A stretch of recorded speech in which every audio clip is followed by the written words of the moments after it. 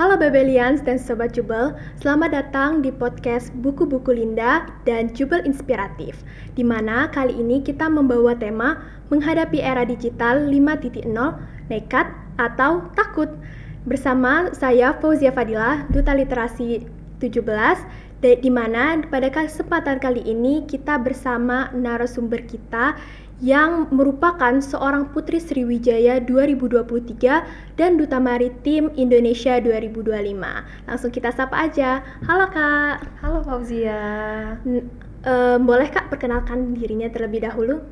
Oke. Halo semuanya, perkenalkan saya Dita Cantika Dharma, Putri Sriwijaya tahun 2023 dan saya merupakan Duta Maritim Indonesia tahun 2025.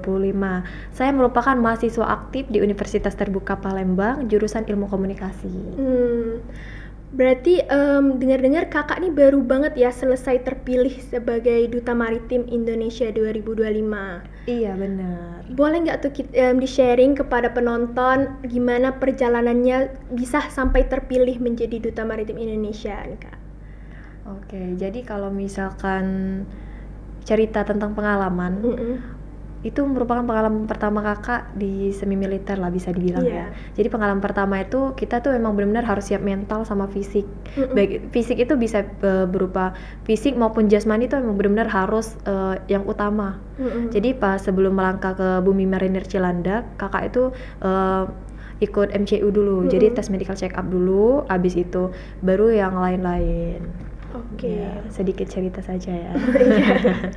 Buat penonton mungkin ada juga ya Kak yang mau daftar nanti menjadi Duta Maritim selanjutnya ya. Iya, boleh. Kalau mau daftar nanti ikutin aja langsung. Karena cuman boleh cerita sedikit aja ya. Oke, siap. Rahasia. Baik. Nah, selanjutnya sebagai seorang Putri Sriwijaya dan Putri Maritim Indonesia, menurut Kakak melihat dampak revolusi digital 5.0 yang sekarang itu bahkan berdampak banget di mana banyak orang yang susah mendapatkan pekerjaan karena banyak pekerjaan itu yang digantikan dengan komputer, dengan robot gitu ya Kak. Nah, jadi kalau apalagi di sektor budaya, pariwisata dan maritim.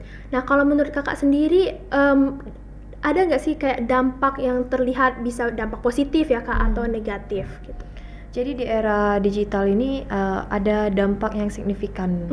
Jadi dampak positifnya itu meningkatnya aksesibilitas dan promosi entah itu di bidang budaya, kemaritiman maupun pariwisata. Dan kemudian itu dapat meningkatkan efisien dan produktivitas penduduk. Kemudian itu dapat meningkatkan kesadaran kita tentang pentingnya, berarti kita harus dapat mengikuti perubahan zaman. Kalau misalkan ditanya tentang dampak buruknya itu adalah ya kesenjangan di bidang sosial tadi. Oke, jadi dari dampak tersebut gimana nih Kak? Apakah kita tuh harus tekad aja gitu, bertekad untuk bisa beradaptasi di dunia yang sekarang, atau kita justru kayaknya nggak apa-apa deh gitu, kita diem aja gini, atau kita berani ngambil resiko untuk menciptakan peluang yang baru gitu? Oke, kalau menurut kakak ya harus nekat sih. Iya. Hidup itu harus nekat karena alasannya di era digital seperti sekarang itu sangat merupakan salah satu peluang bagi kita.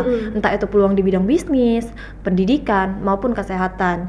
Kemudian yang kedua itu adalah teknologi yang canggih seperti sekarang itu dapat merupakan salah satu pencari informasi yang dengan cara cepat dan mudah.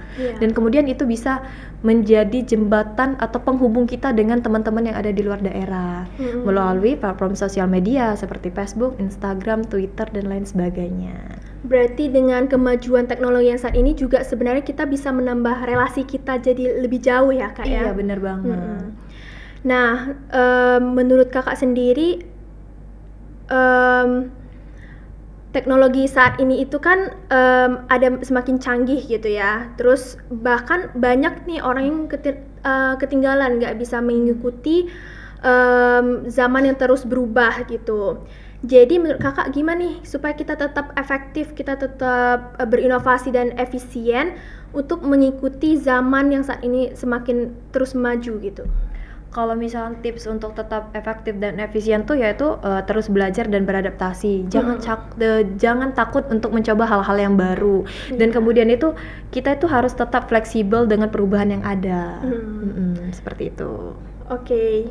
Terus pertanyaan selanjutnya ya Kak ya. Oke, boleh. Bagaimana nih kalau misalnya bisa nggak sih Kak kalau peran teknologi ini itu dimanfaatkan supaya warisan budaya yang ada di Indonesia dan itu tetap lestari, dan gimana supaya kita apalagi industri maritim ini tetap bisa dimanfaatkan dengan baik di tengah tantangan digitalisasi gitu. Bisa dong.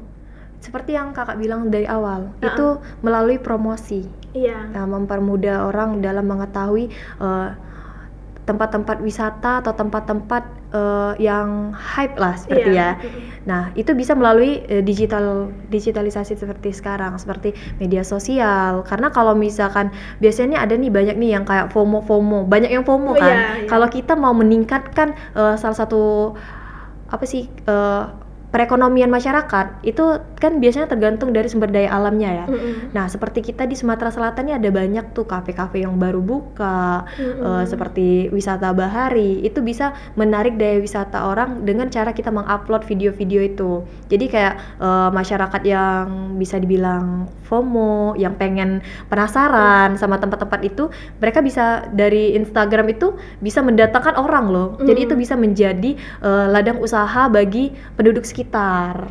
Bahkan sebenarnya itu menjadi ladang usaha yang lebih luas ya Kak. Iya betul.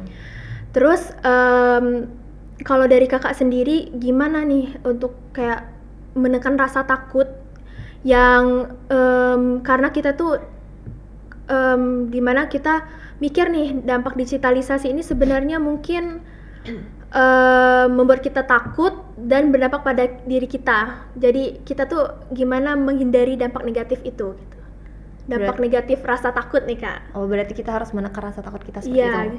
Oh, kalau misalkan dari kakak sendiri tuh kakak harus cari tahu dulu nih sumber ketakutan kakak itu yang mana. Iya. Jadi harus diatasi dulu sumber ketakutannya, kemudian tetap berfokus pada satu tujuan. Misalkan nih kakak pengen fokus ke tujuan ini, berarti kakak jangan keluar jalur, harus tetap fokus pada tujuan awal kakak.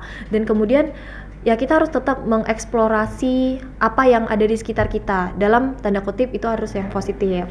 Jadi kalau misalkan cara kakak menghindari hal-hal dampak negatif dari perubahan era digital itu dari kita sendiri. Jadi kita harus bisa mengontrol diri kita agar kita tidak terbawa arus yang hal-hal negatif seperti itu.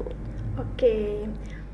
Untuk terakhir nih Kak, ada nggak pesan untuk generasi muda dan penonton sekalian yang merasa khawatir dengan perkembangan zaman ini, dengan masa depan mereka masing-masing, di mana yang semakin berkembang akibat era digital 5.0? Oke. Jadi pesan Dita untuk teman-teman semua, kita tidak perlu takut dengan adanya perubahan. Justru perubahan itu adalah merupakan salah satu peluang bagi kita untuk terus maju dan mengeksplorasi diri kita. Itu juga salah satu perubahan di era digital ini dapat menjadi peluang kita dalam mengeksplor diri kita, dalam meningkatkan kualitas hidup kita. Jadi kalau misalkan ada perubahan ya harus dihadapin. Ada satu lagi deh gitu. Menurut kakak sendiri gimana supaya kita tetap berani buat mengeksplor hal-hal baru? Kayak selalu pengen buat mencoba hal baru, gimana caranya supaya kita tetap semangat gitu? Kalau misalnya kita ingin mencoba hal yang baru, pasti itu yang pertama adalah kita tertarik sama hal tersebut kan. Yeah. Nah, yang kedua itu enjoy dan nikmatin saja prosesnya. Jadi ya harus seperti apa ya? Kalau misalnya kita mau mencoba hal-hal baru tuh emang benar-benar kita tuh harus kayak lebih fleksibel aja gitu. Kita cari tahu dulu, oh ini seperti ini ternyata kegiatannya. Berarti kita harus ikutin. Pertama-tama kita harus cari tahu dulu nih kegiatan atau hal baru yang ingin kita coba itu seperti apa. Jadi kalau misalnya kita udah tahu itu tuh kegiatannya ternyata positif dan itu bagus untuk kita, ya udah kita nggak apa-apa kita ikutin karena itu merupakan salah satu peluang kita dalam meningkatkan relasi kita. Oke, terima kasih ya Kak atas motivasi dan telah datang di podcast kami. Saksikan terus podcast-podcast Buku-Buku Linda dan jubel inspiratif selanjutnya. Go for improvement, not perfection. Belajar bersama, maju untuk semua, kita pasti bisa. Dadah!